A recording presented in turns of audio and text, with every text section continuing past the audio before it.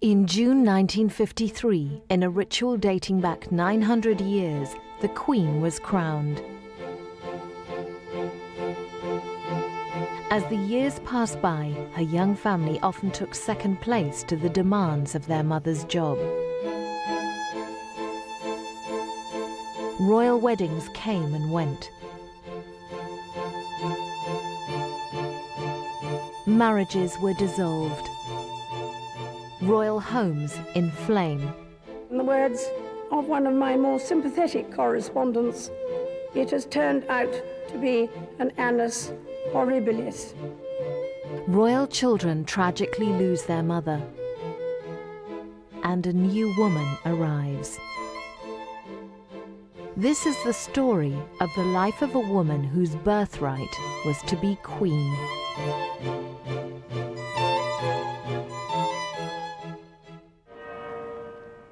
Following the terrorist attacks in America, the Queen attends a special service of remembrance at St. Paul's Cathedral. Before a congregation united in grief for the 3,000 victims, a candle is lit and thoughts turn to grieving families. At a more cheerful occasion, the Queen with her mother and sister Margaret acknowledge the cheers as the Queen Mother celebrates her 100th birthday. A year later, the scene has changed. Now Margaret can only raise her arm to acknowledge the birthday crowd. From her wheelchair, a lifetime flashes before her, back to happier days when she and her sister were part of the royal family firm under the watchful eye of their adoring parents. They were very tight-knit, they did a lot of things together. And of course, King George VI absolutely doted on his youngest daughter, Princess Margaret, who was cheeky and naughty and beautiful, and Princess Elizabeth was more studious, and he loved her too, but it was Margaret's sort of mischievousness that he adored and totally spoiled her. Trained by Queen Mary, the young Princess Elizabeth was very much like her grandmother. She didn't inherit her own mother's warmth and spontaneity, and the person she admires almost most, apart from Queen Victoria, is her grandmother, Queen Mary. And you can see a great resemblance between the two. You know, that shyness, that formality, that slight distance from the public. Aboard HMS Vanguard, bound for South Africa, the young princesses were filmed with their mother and father during the long journey to Cape Town. It was 1947, the first royal trip to the Empire since the war. It was also an opportunity for the young Princess Elizabeth, heir to the throne, to pledge her life to the service of the monarchy. I declare before you all that my whole life, whether it be long or short, shall be devoted to your service and to the service of our great imperial family to which we all belong. But I shall not have strength to carry out this resolution alone, unless you join in it with me, as I now invite you to do. I know that your support will be unfailingly given. God help me to make good my vow, and God bless all of you who are willing to share in it. Nearly 50 years later, after making that vow, the Queen returned to South Africa. She was welcomed to a country free from racial discrimination and a republic within the Commonwealth. Colour pictures of sleek people carriers replaced the old black and white fuzzy images of opened saloon cars. She advanced through the cheering crowds on a journey to meet the President Nelson Mandela and to unveil a plaque commemorating her visit. In November 1947, Princess Elizabeth married Lieutenant Philip Mountbatten. On his wedding day, her husband-to-be was given the title Prince Philip, Duke of Edinburgh. Princess Elizabeth was 21 years old. Following the war years, the country was still in the grip of austerity. The government recommended a low-key wedding, but for millions, it was a long overdue chance for celebration. The wedding dress, made of ivory satin, was designed by royal dressmaker Norman Hartnell. It was the first joyful royal event there had been since the war. And Britain had been through very difficult times of poverty, of people without homes after all the bombing of the cities. It was a very, very depressing time. And Churchill described the wedding as a bright ray of colour on the hard grey road we have to travel. On a cold November evening, the newlyweds arrived at Waterloo Station to board the royal train at the start of their honeymoon. Princess Elizabeth took along her favourite corgi, Susan. The young bride had met her husband 8 years earlier. The Queen was 13 when she first saw Prince Philip, who was then a young naval cadet at Dartmouth, and very good looking. You know, every sort of schoolgirl's idea of a dashing hero, blonde, lithe, very sort of athletic. They then met some years later, and of course was so different then. A courtship was conducted perhaps at a distance, but the Queen had met the man she loved, and I would think has never stopped loving. Princess Elizabeth was a young naval officer's wife stationed in Malta with her husband. These were happy days for the young woman. For Princess Elizabeth, it was like flying out of a cage. After all, she'd been brought up during the war at Windsor Castle, very much isolated. And there in Malta, she just lived the life of any naval wife, going to dances, going to parties, going to beach parties, just living a totally normal life. And it was perhaps the happiest period of her life. In November 1948, 6 days before her first wedding anniversary, Prince Charles was born at Buckingham Palace.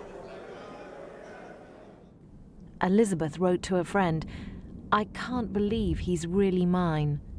This particular boy's parents couldn't be more proud of him. She saw him as much as any families, any aristocratic families see their children in those days. I mean, she would see him in the morning and she would see him in the evening. And so she was able to have those first 4 formative years around him. Princess Anne was born 2 years later in 1950.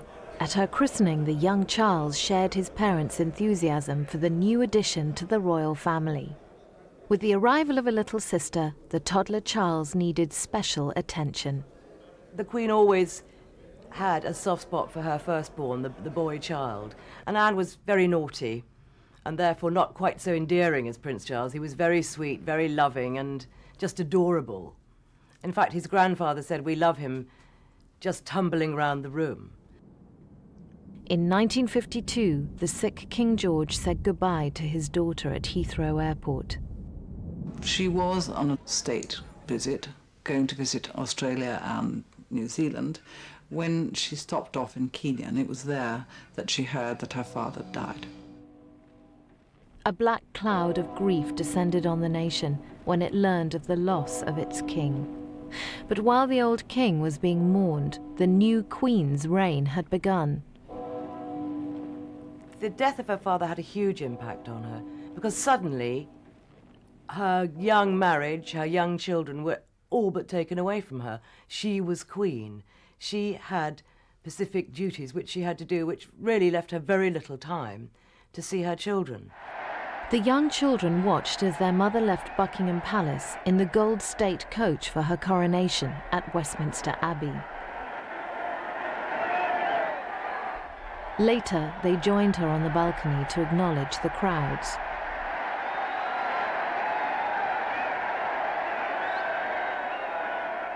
People were optimistic in the way that they thought, this is going to be a new Britain with a young queen. And then on the day of the coronation came the news that Hillary and Tenzing had conquered Everest, and this was another terrific morale booster. Official duties meant long absences away from home for the young queen. On one occasion, her son hardly recognized his mother.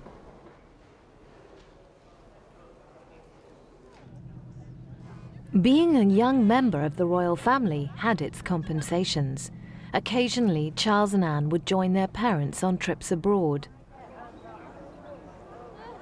So we have to remember that Prince Charles and Princess Anne were born before she came to the throne, when she was still just the heir to the throne, and so she had more time, she had a more private life.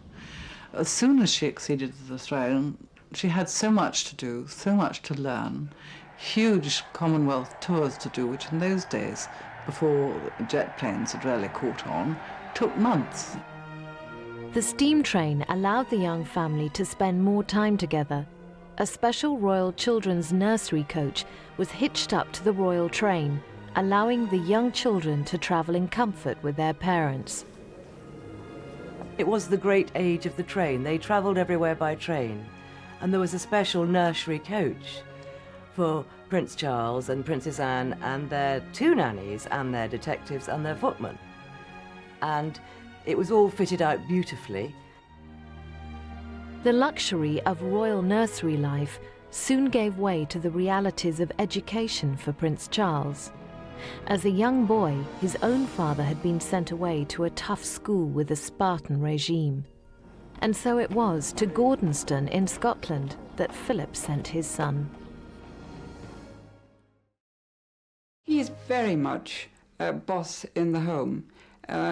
He was the one who decided that the boys should go to Gordonston, whereas the Queen herself might have preferred Eton. She took her eye off her son. I think that she listened to her husband and said, look, I think it's a good idea if he goes away to a boarding school. And I'm not sure in retrospect that that was such a good idea, but then we'll never really know how Prince Charles would have turned out if he'd been to a sort of day school or had governors. It's very, very hard to tell. But I think Philip was very harsh on Prince Charles. We know that this has not been an immense success, and the poor Prince Charles was deeply unhappy there. But I think the Queen felt particularly that in her marriage it should be a traditional marriage of her time, in which the husband called the shots and the women ran the house. And also I feel that she had to compensate, felt that she had to compensate for the fact that she was, in essence, the boss, and this dominant male, macho man that the Duke of Edinburgh had to take second place in public anyway. In February 1960, Prince Andrew was born, almost 10 years after Princess Anne. So why the gap between their second and third child? She was just too busy. I think the Duke of Edinburgh thought that 2 children were probably enough. They had, after all, a boy and a girl. That was enough to ensure the succession. But then I think as the Queen, like many of us, at a certain age becomes a little broody and thinks how nice to have a baby, and that's what happened. Once you have one baby, you ought to have another to keep you company. At their first meeting, the teenage Princess Elizabeth confided in a friend that she never took her eyes off Philip. How have things changed since then? The Queen will call Prince Philip darling, but if she's in public or she's cross with him, she'll call him Philippe. And one knows then that things are a little glacial. And the Queen is not the sort of person to lose her temper. I think if there's a blistering row about something, she will probably go out and ride her horses, or go and feed the dogs, or groom the corgis, and he may stomp about a bit. But the Queen, her voice is not raised loudly, but everyone is aware if she is displeased and not amused. In 1977, the Queen celebrated her Silver Jubilee. The pageantry had not changed since her grandparents, King George V and Queen Mary, celebrated their Silver Jubilee along the same route in the same coach in 1935. More than 40 years later, the Gold State coach pulled up in front of St. Paul's Cathedral. Since acceding to the throne 25 years ago, the Queen acknowledges the warmth from the crowd in a manner unbeknown to her royal ancestors. The royal walkabout is now part of royal duties. She comes from an era when it was not done for those people to be demonstrative in public. And sometimes she said after a day of meeting people, I simply ache with smiling, but as confided, it's a sad thing. She doesn't have a smiley face. But where she was actually very touched and very natural was the time of the Silver Jubilee, going through the streets, and the people came out once again and shook her warmly by the hand, and she was astonished by this. I think she gets a lot of her shyness from Queen Mary, the same sort of uprightness and inability, and yet so caring. Later, during the Silver Jubilee celebrations, the Queen paid tribute to her husband. In a speech at the Guildhall, she explained the real meaning of the royal we. We, and by that I mean both of us, are most grateful.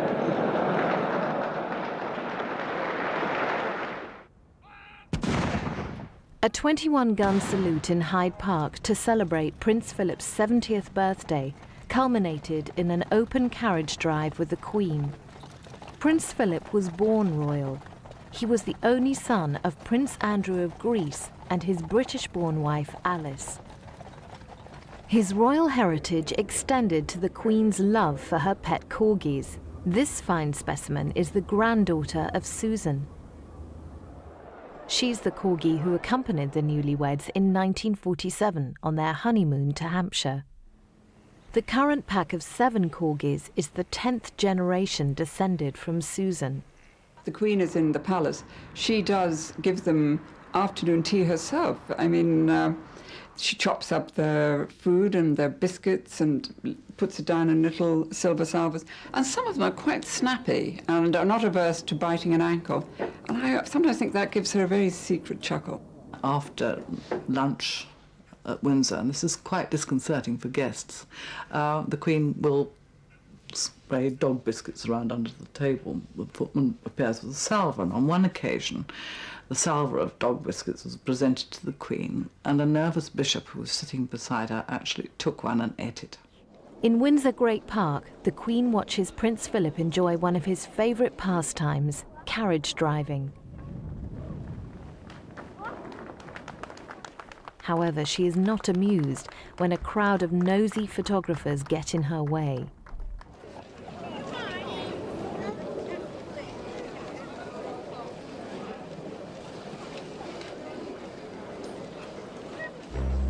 When Prince Philip gave up playing polo due to a bad back injury, carriage driving became a source of great satisfaction.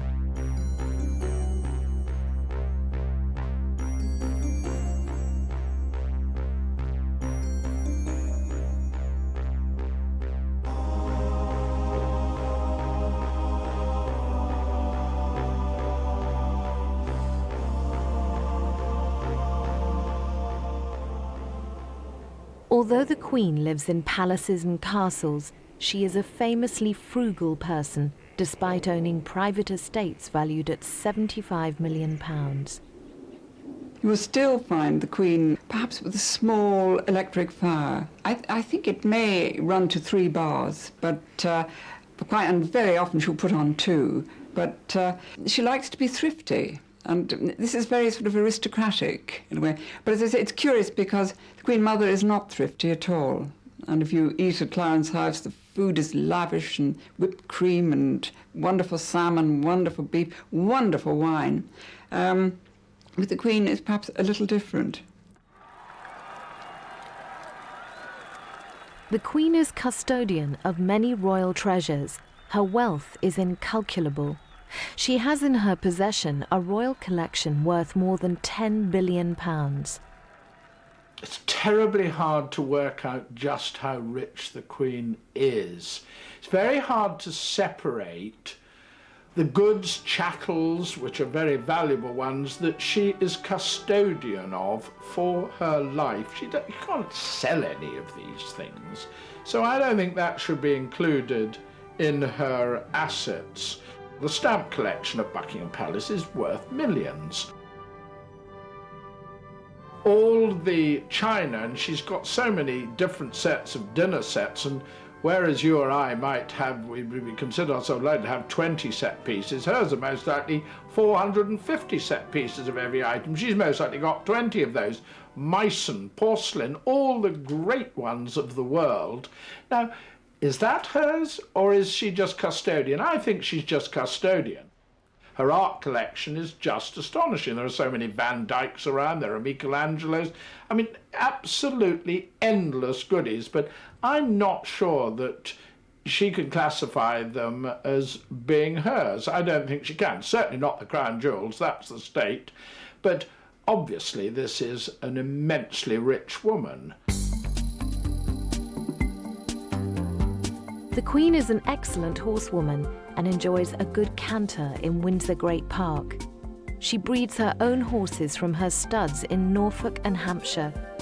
They are run on a commercial basis and all the profits are taxed.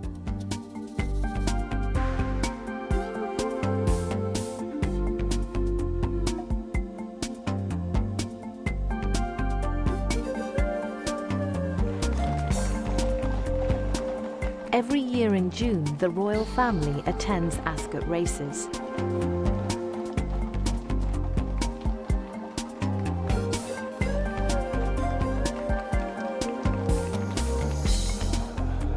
The Queen's passion for racing goes back to her father, who had a string of racehorses. An early victory for her was in 1952 at glorious Goodwood.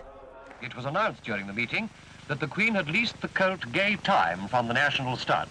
So it was a fitting climax when, on the last day of the meeting, Gordon Richards, riding for the first time in the Queen's colours, rode Gay Time to victory in the Gordon Stakes.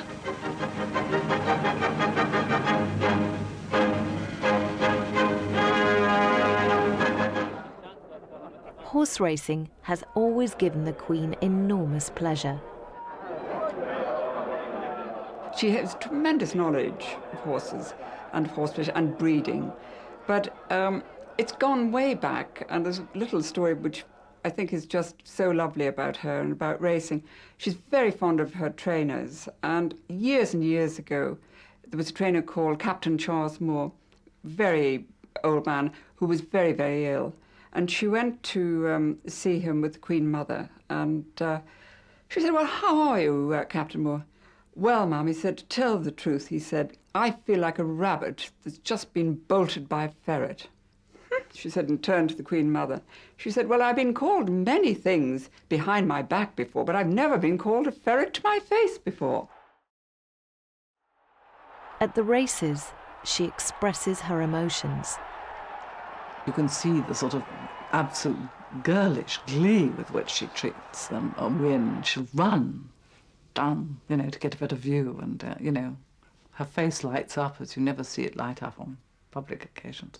This is when you see the Queen really excited, absolutely natural, excited. You see her nudging the Queen Mother, whoever is beside her with binoculars up. It's marvellous to see, because this is the Queen at play. She's very knowledgeable on the way horses are, be they race horses, 2-year-olds in training, sprint horses, or whether they're driving carriages.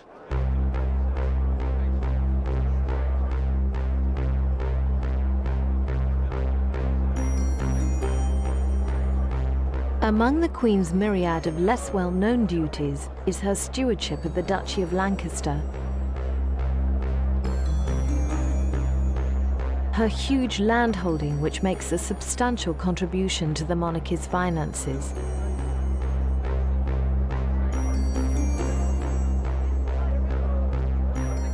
As its landlady, the Queen pays the Duchy regular visits.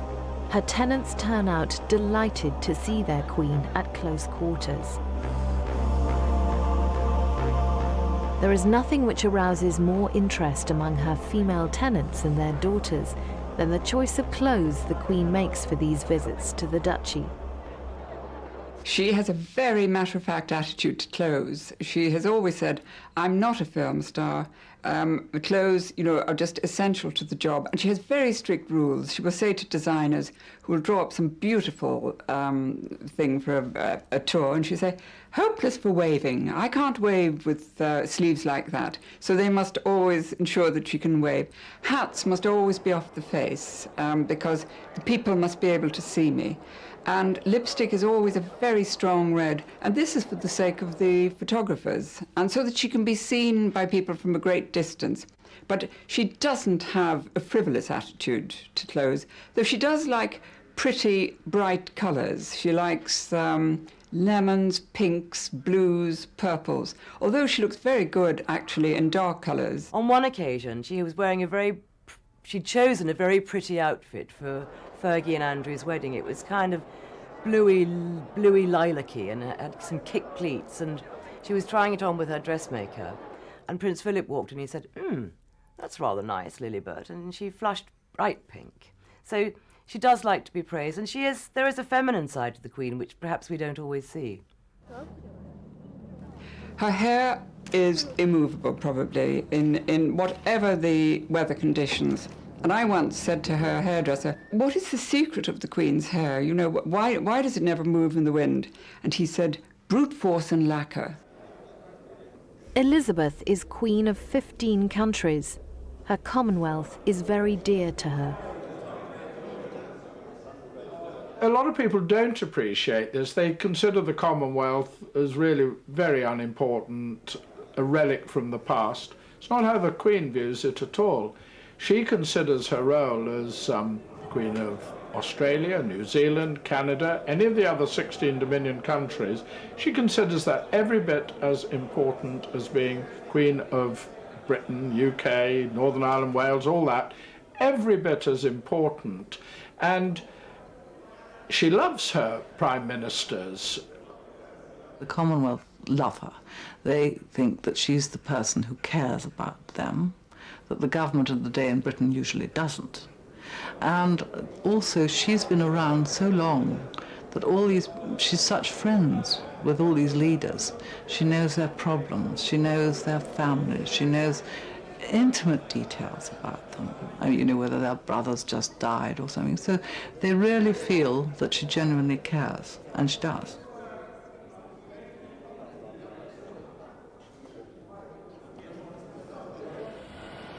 As a world traveller, the Queen is often exposed to all the pitfalls of bad planning. During a visit to the United States, a speech at the White House resulted in some red faces. Some nitwit had got the stand from where she was reading her speech a little bit too high, and the camera was too low, and you just had a picture up over the lectern you couldn't see the Queen's face properly, all you could see was a hat, and everybody dubbed it as the speaking hat. She finds this actually immensely amusing. She has a great sense of humour.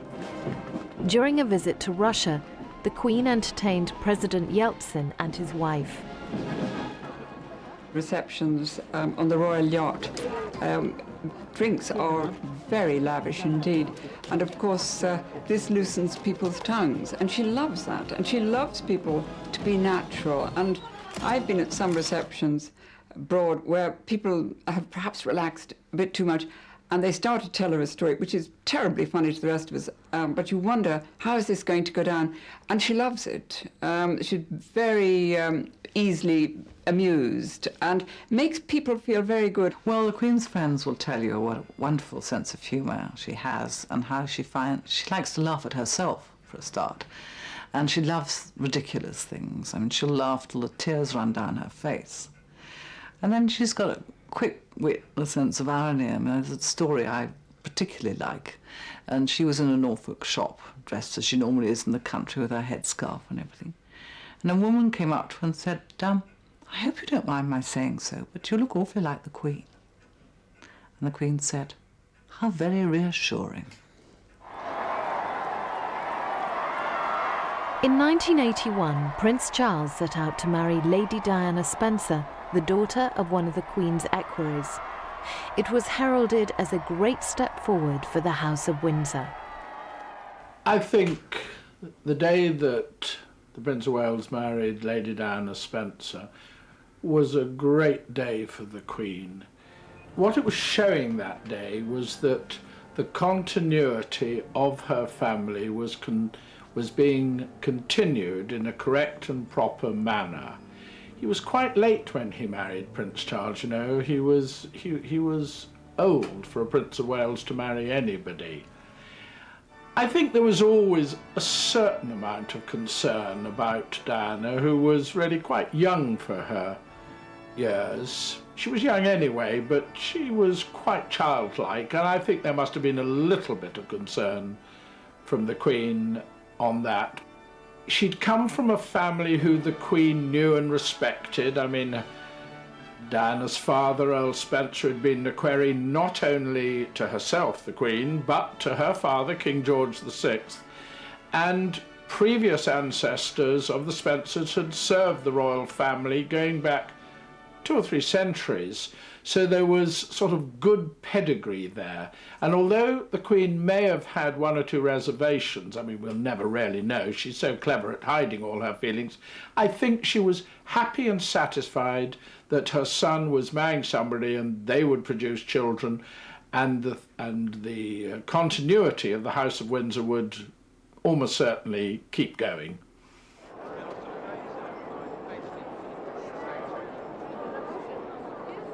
The young Princess Diana was thrown into the public spotlight totally unprepared for the demanding nature of the job. The Queen must have known that there were all sorts of problems almost from the word go. So without us knowing, and she hid this very well, she was aware that Diana was having an incredibly difficult time settling down to married life. With the focus of attention now firmly on the new princess, Diana accompanied the Queen to the state opening of Parliament in 1984, unaware that her new hairstyle would overshadow the solemnity of the occasion. She had this incredible new hairstyle, and this very important, dignified occasion, which is all part of the process of being the sovereign, the head of state, the opening of Parliament, was just blown out the window because all the newspapers and the televisions really concentrated on Diana's hairstyle rather than the solemnity of the occasion. Now this, I was told very close to the time, had really infuriated the Queen. She didn't mind Diana having a new haircut. That wasn't the point. The point was that by introducing it on the day of the opening of Parliament, she took all the emphasis away from the dignity of the occasion, and it all concentrated on Diana, and that was not very good for democracy and for the House of Windsor. In 1985, Prince Andrew, a naval officer, married Sarah Ferguson, a commoner. All the royal family turned out to welcome their new member. As a former naval officer's wife herself, the Queen could not understand why Sarah was so different to her. Their backgrounds are so very different from hers. After all, she'd grown up with it. She'd been used to Buckingham Palace, Windsor Castle as a child. She'd been trained for her job for forever. And so I don't think she fully understood the difficulties that these girls experienced. And I think when it came to the Duchess of York, particularly so, because for the Queen, her own naval days as a naval wife had been absolute joy to her. And the fact that Sarah Ferguson didn't, or the Duchess of York didn't seem to enjoy that aspect of her husband's life, she found very difficult to understand. The Queen did not fully appreciate the gulf between her and her daughters-in-law.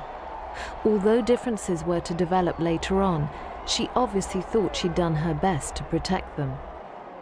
If we look back, remember it was the Queen who called the editors to the palace in the early days when the Princess of Wales felt she was being pressurised by the press and the media.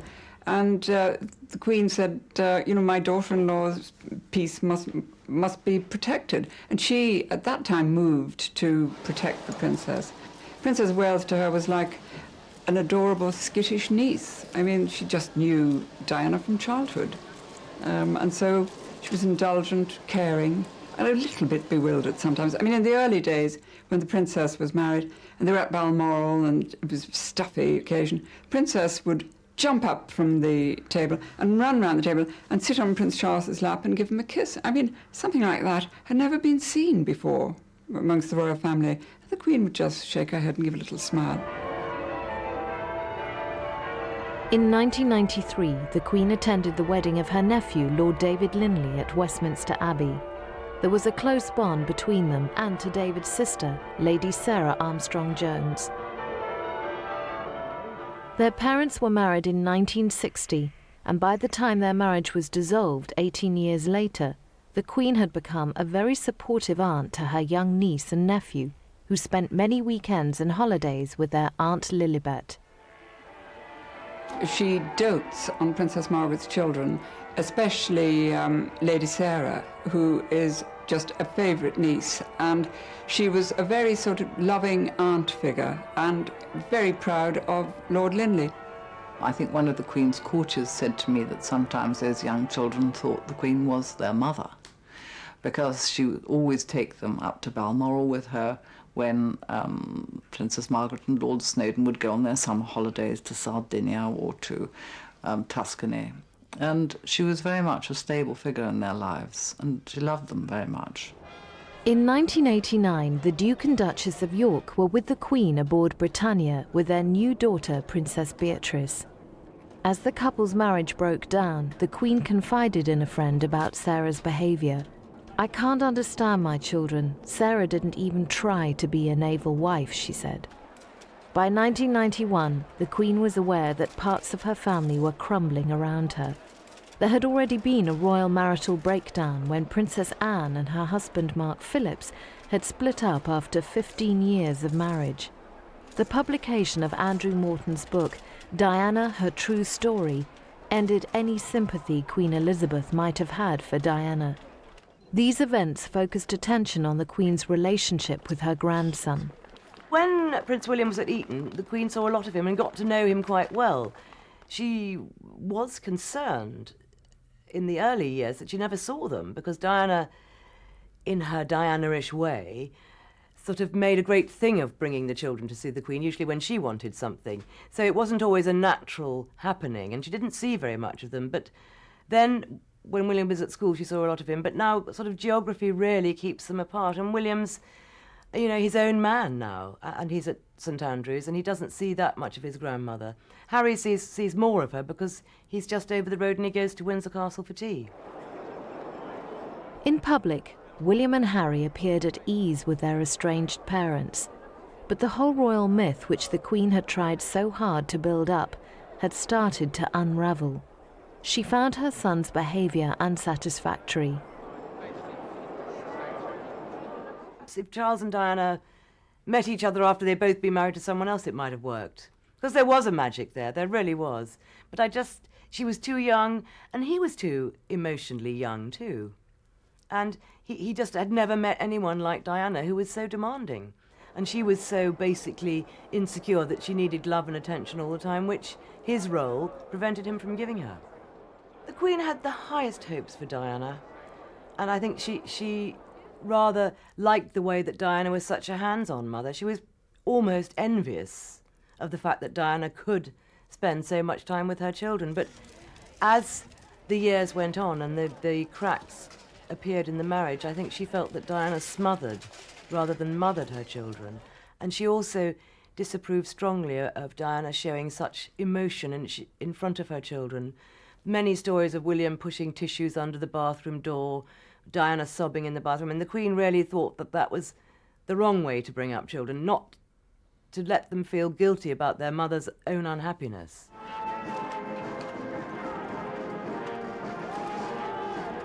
The two young women who had voluntarily married into the royal family enjoyed all its privileges and then turned on the system.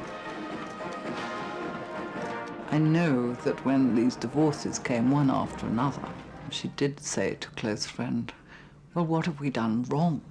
The Queen Mother said to her, "Well, darling, you haven't gone wrong. It's just a different era. And it's hard for children to bring people from the outside into that very stiff world of royalty, and it still remains hard.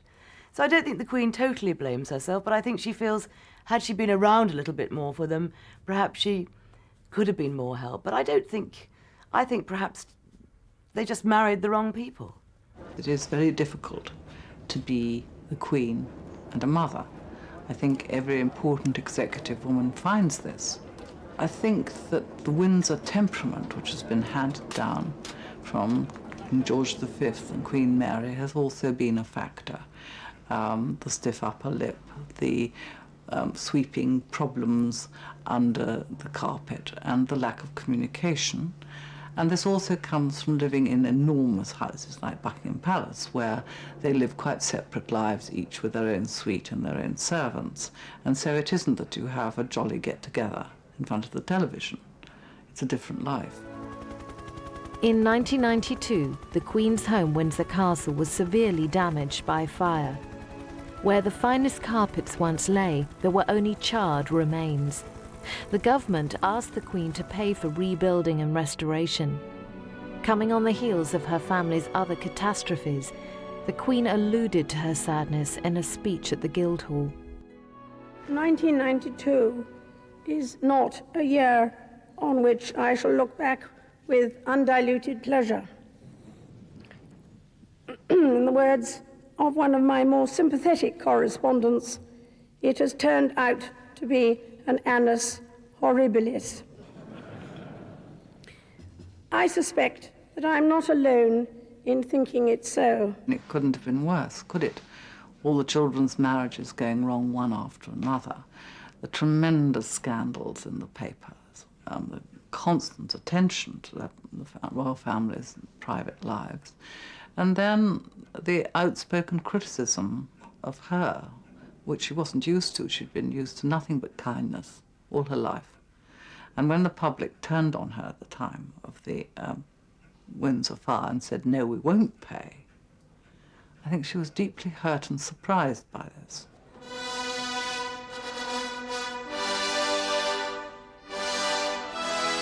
On duty again for the Second World War anniversary celebrations, the Queen is dignified in the company of other statesmen.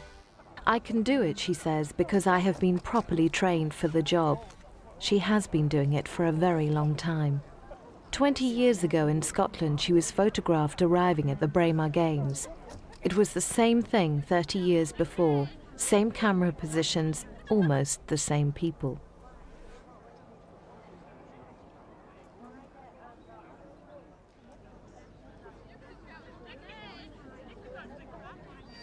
Back in the 80s, the Queen was hoping that a new royal generation would be equipped to take over. In the event, the new blood made her task a little more difficult.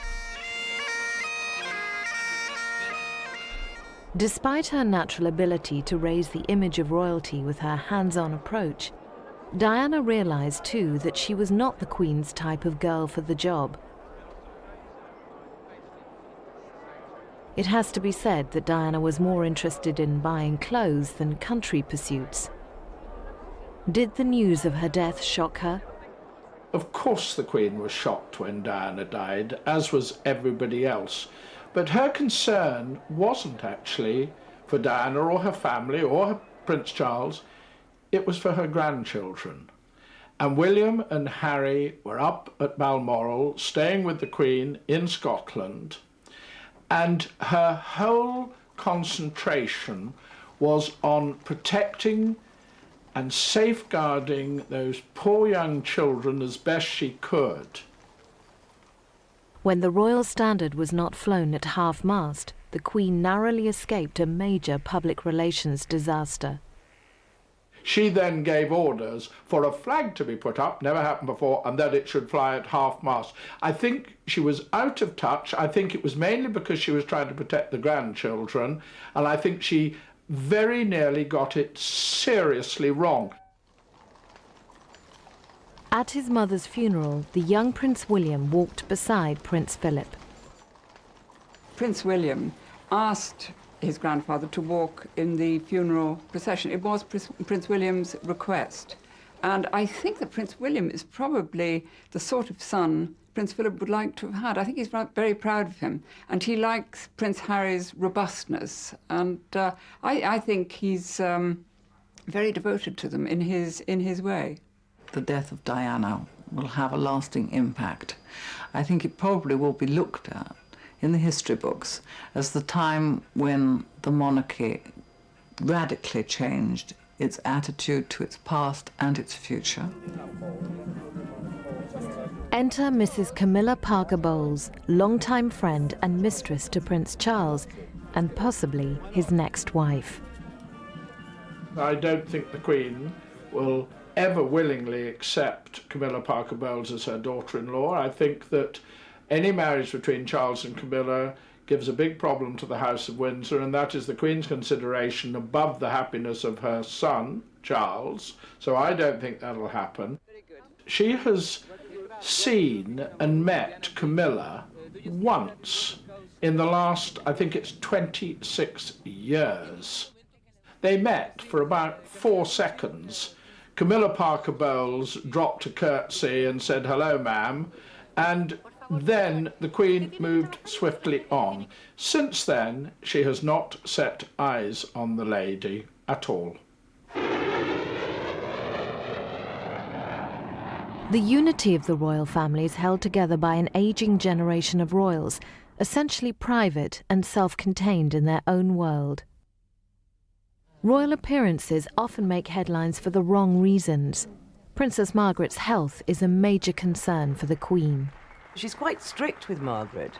When Margaret burnt her feet in the bath a few years ago, which was the beginning of all her problems, the Queen would make her get out of her wheelchair and walk. She's quite strict with, I mean, she says get on with it, it's her sister.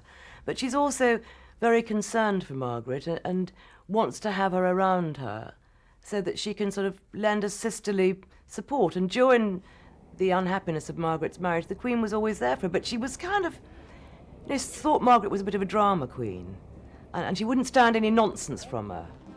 For all its problems, the Queen's own family, with its succeeding generation, is the guarantee of the monarchy's continuity.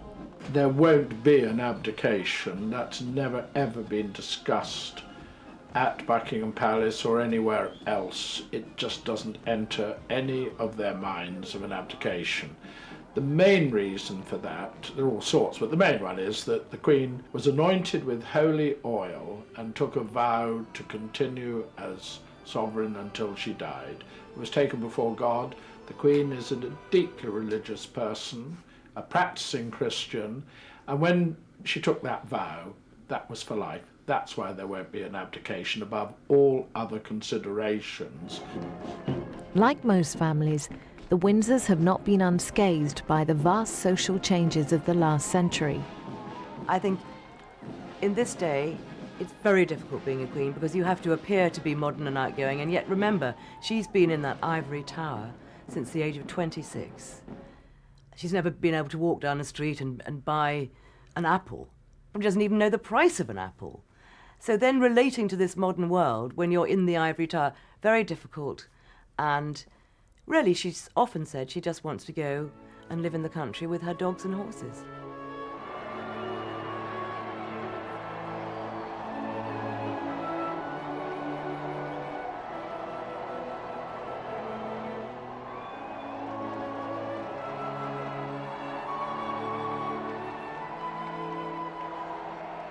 Prince Philip once claimed that the monarchy exists not in the interest of the monarch, but in the interest of the people. This has certainly been true throughout the Queen's reign.